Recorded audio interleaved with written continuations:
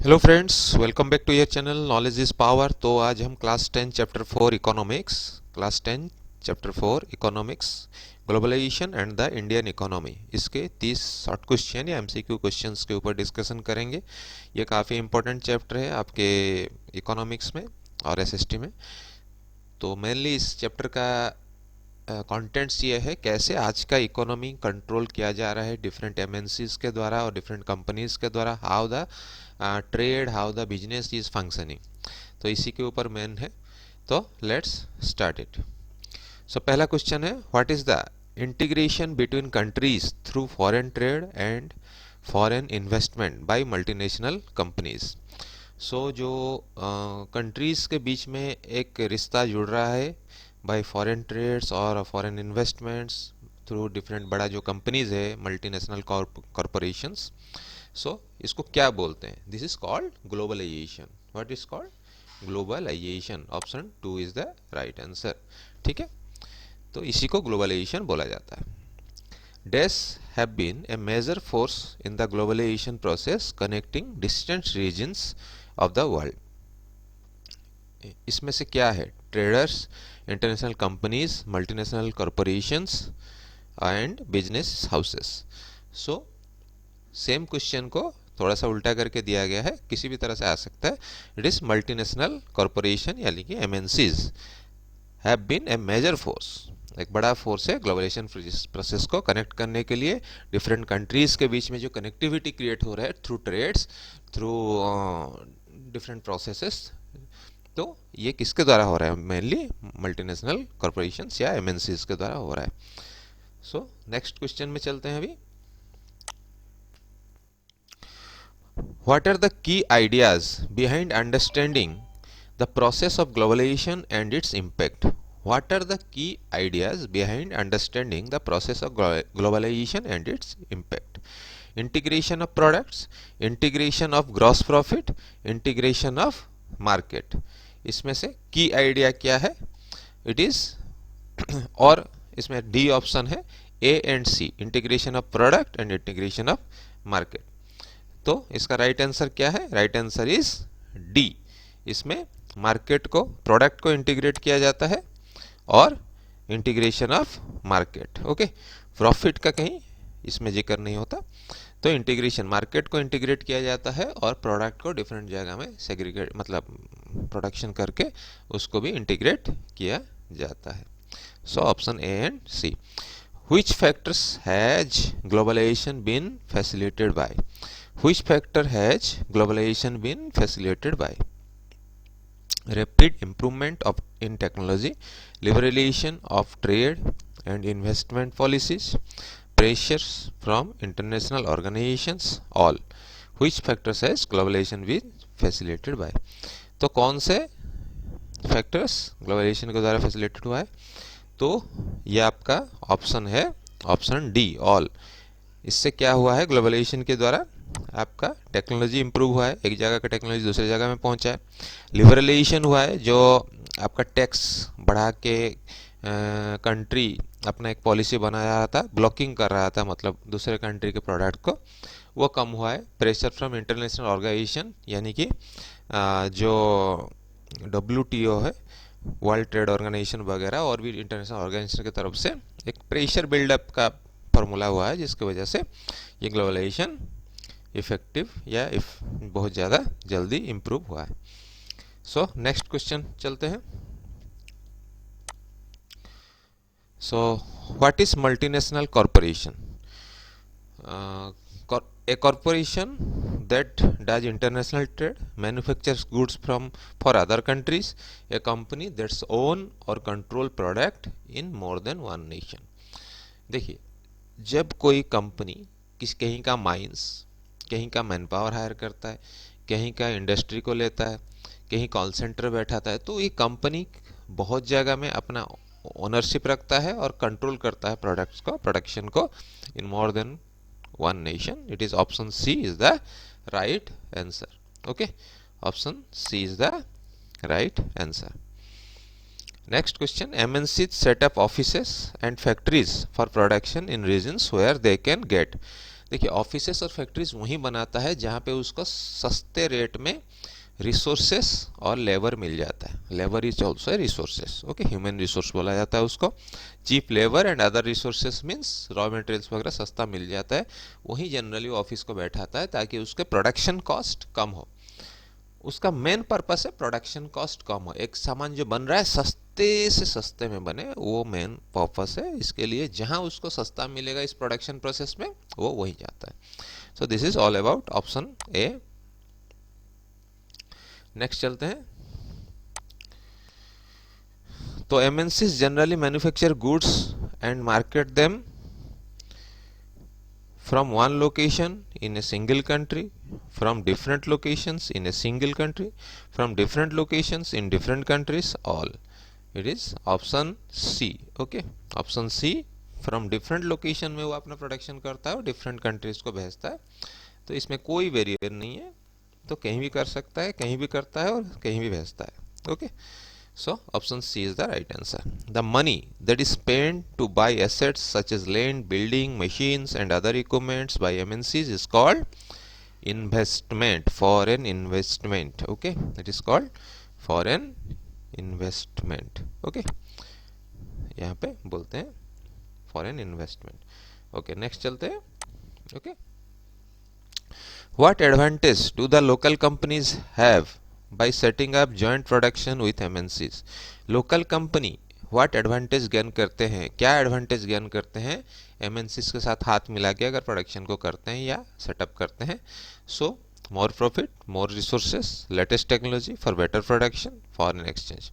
It is all about, mostly it is see. Okay, latest technology मिल जाता है और क्या होता है, प्रोडक्ट बेटर प्रोडक्शन होता है। Okay, the most common route for MNC investment is to buy up local resources, local technology, access land for factory, local companies. local companies को खरीद लेते हैं तो उनको मतलब बहुत आसान होता है, क्योंकि उस कंपनी का क्या होता है कि उस कंपनी का पहले से ही एक मार्केट होता है, एक कनेक्टिविटी होता है लोगों के साथ, तो उसको लोगों को ढूंढना नहीं पड़ता, कन्विंस नहीं करना पड़ता कि किसी बड़े जो बाहर का कंपनी है कि मैं अच्छा हूँ।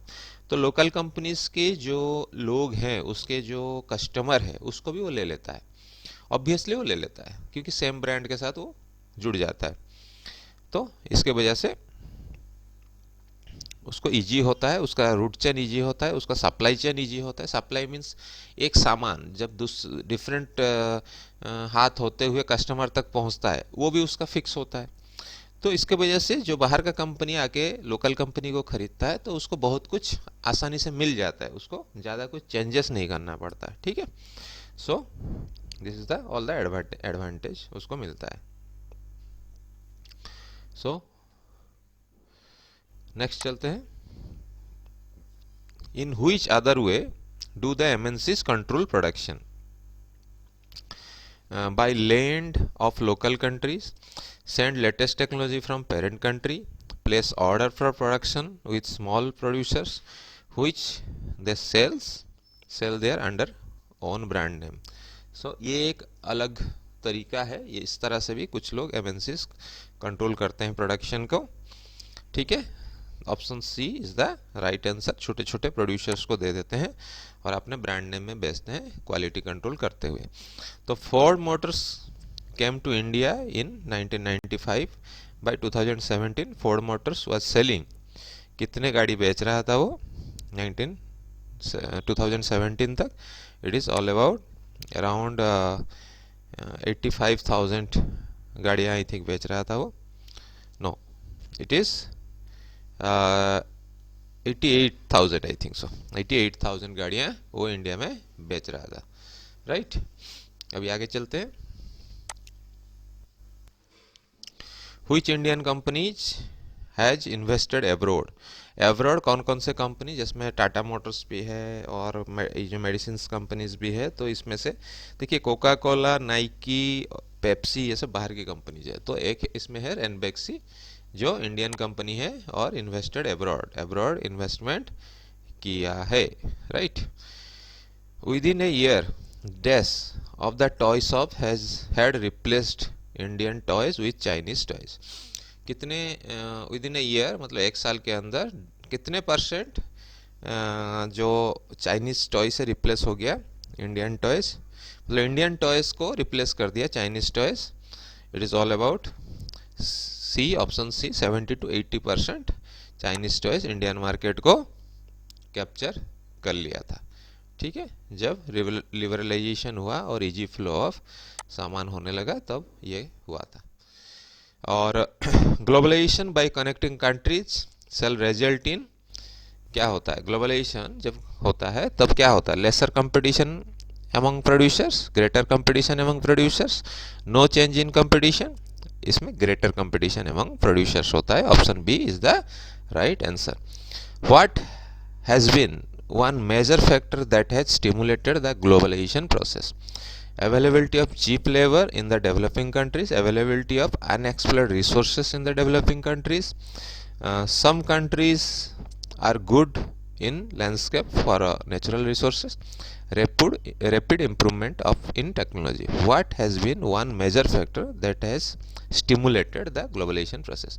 Globalization process को जल्दी से जल्दी आगे बढ़ाने में इसमें से कौन सा चीज आपको मेजर फैक्टर है, सबसे मेजर फैक्टर है, इनमें से कौन सा चीज? So actually rapid improvement of technology होने के वजह से ग्लोबलाइजेशन प्रोसेस फास्टर हुआ है। क्योंकि जैसे आपका ईमेल का आना, जैसे आपका इंटरनेट का आना, जैसे आपका जो ट्रांसपोर्टेशन सिस्टम का इम्प्रूवमेंट होना, ये सब चीज़ों की वजह से ग्लोबलाइजेशन प्रोसेस मतलब बहुत तेज़ी से बढ़ा है। और अवेलेबिलिटी ऑफ चीप लेबर ये रीज़न है, बट इस रीज़न को अगर किसी ने आग दिया है या किसी ने उसको आगे बढ़ाने में मदद किया है सबसे ज़्यादा, दैट इज टेक्नोलॉजी के वजह से ये सब हुआ है, राइट। सो नेक्स्ट में चलते हैं। Goods are placed in days that can be loaded intact onto ships, railways, planes and trucks. Goods generally किसमें आपका ट्रांसपोर्ट होता है, that is in container. Goods are placed in container. Container में एक size का कंटेनर होता है, वो जनरली एक बहुत ही कॉमन साइज होता है, मार्केट में 2-3 साइज होता है और वो बहुत ही कॉमन साइज होता है, तो वो उसमें माल को भेजा जाता है। What is used to contact one another around the world to access information instantly and communicate from remote area. Remote area से या कहीं से भी एक कंट्री में एक दूसरे को कनेक्ट करने के लिए क्या यूज़ किया जाता है? Mail and telephone, information technology and telecommunication. ये एक जैसा सुनने में लग रहा है और इसका ऑप्शन है mail and telephone and information technology, यानी कि इंटरनेट वगैरह से वजह से हमारा कम्युनिकेशन जुड़ पाता है। और telecommunication, information technology and telecommunication. B and C options is the right answer, यानी कि ऑप्शन डी ये आपका राइट है। ठीक है, option D is the right option. Information technology and telecommunication की वजह से ये हो पाता है। ठीक है, तो ये ध्यान रखिएगा, इस तरह से बहुत क्लोजली समझने वाली चीज़ों पे होता है। वो ओनली जनरली बुक के वो सेंटेंस को जब उठाता है तब ये कन्फ्यूजन क्रिएट होता है। तो बुक के सेंटेंस के हिसाब से इंफॉर्मेशन टेक्नोलॉजी एंड टेलीकम्युनिकेशन सही ये कनेक्टिविटी होता है। ठीक,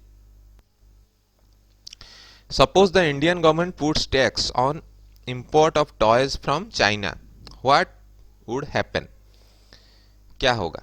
टॉयज प्राइस बढ़ जाएगा। जो चाइना से टॉय आ रहा है 100 रुपये में, अगर इसके ऊपर गवर्नमेंट ने टैक्स लगा दिया, भाई जो भी खरीद के लाएगा वहां से वो गवर्नमेंट को टैक्स देगा, तो क्या होगा? Toys will expensive, get expensive, less purchase by the customer. तो कस्टमर कम परचेज करेंगे क्योंकि ज़्यादा प्राइस बढ़ जाएगा। तो option C is the right answer. ठीक है, government use dash to increase और decrease foreign trade and to decide what kind of goods and how much of each should come into country.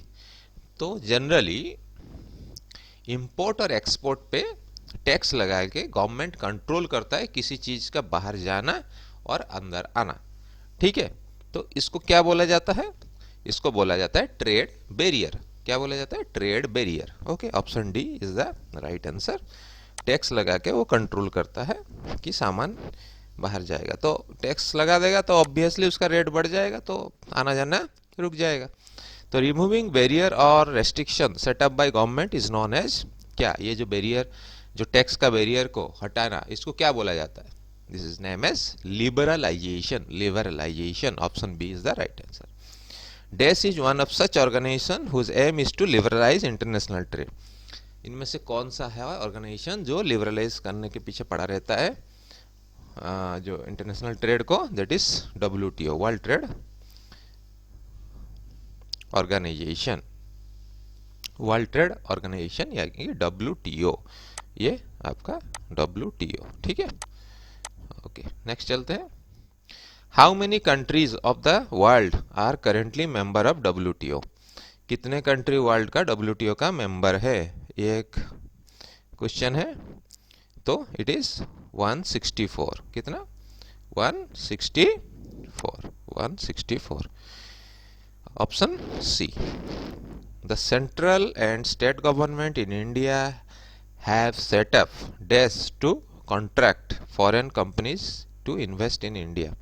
क्या बना रखा है सेंट्रल और state government ने? Special economy zones, special economic zone, SEZ। Okay, SEZ बना रखा है। It is 24B। Okay, 24B is the right answer. अब चलते हैं नेक्स्ट क्वेश्चन में।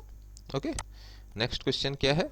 Which Indian company has emerged as an MNC? कौन सा इंडियन कंपनी MNC के तौर पे उभरा है mostly? It is Tata Motors, जो जिसका काफ़ी नाम है एज MNC। बाहर में काफ़ी इन्वेस्टमेंट है, काफ़ी ट्रेडिंग करता है बाहर में। It is Tata Motors. Give example of industries in India which where the small manufacturers have been hit hard due to competition। तो आपके जो एग्जांपल दिया है टॉयज का, चाइनीज टॉयज के वजह से लोकल लोग जो कंपटीशन से बाहर हो गए, तो it is toys. Okay, large MNCs in the dash industry in Europe and America order their products from Indian exporters। कौन? Large MNCs in the dash industry, कौन से इंडस्ट्री का? MNCs इंडिया मतलब यूरोप और अमेरिका का products Indian exporter से ये करते हैं। इट इज मोस्टली क्या है? It is garments. ओके, कपड़े का मोस्टली, वो शुरू से ही कपड़े का काफ़ी रहा हमारा कंट्री में, कॉटन प्रोडक्शन और फिनिश्ड प्रोडक्ट्स के वजह से गारमेंट्स के ऊपर ऑलमोस्ट बहुत सारे लोग हमारे ऊपर डिपेंडेंट है। What do MNCs buy at cheap rates from small producers? What do MNCs buy at cheap rates from small producers? से क्या खरीदते हैं? It is mostly मिनरल ऑर्स तो हो नहीं सकता, ऑटोमोबाइल पार्ट्स तो नहीं हो सकता, garments, footwear, sports regulated trade item और एग्रीकल्चर प्रोडक्ट्स। क्या हो सकता है आप खुद बताइए? It is B, garments, footwear, sports regulated trade items. इस तरह की चीज़ें जनरली खरीदा जाता है। ठीक है, और which MNCs have invested in setting up factories in India for production? Which MNCs have invested in setting up factories in India for production? कौन सा है? Automobiles, soft drinks, minerals, garments, कौन सा है? It is automobiles. ऑटोमोबाइल्स पे काफ़ी लोगों ने यहाँ पे अपना खोल रखा है फैक्ट्री, क्योंकि इंडिया का मार्केट इतना बड़ा है कि यहाँ प्रोडक्ट प्रोड्यूस करके इंडिया मार्केट में बेचते हैं और अफ्रीका वगैरह, यूरोप वगैरह में बेचते हैं। ठीक है, dash has helped most in spread of production of services. Dash has helped most in the spread of production of services. कौन सा? ईमेल, टेलीग्राफ, कॉल सेंटर और फैक्स। कौन सा है? It is call centre. Production of services, call centre इस services को बेहतर करने में काफ़ी हेल्प किया है, प्रोडक्शन सर्विस को, और it is all about call centre. तो आज के लिए इतना ही, फिर मिलते हैं नेक्स्ट वीडियो में। अगर आपने अभी तक मेरे चैनल को सब्सक्राइब नहीं किया तो सब्सक्राइब ज़रूर कर लीजिएगा और फिर मिलते हैं। Bye bye.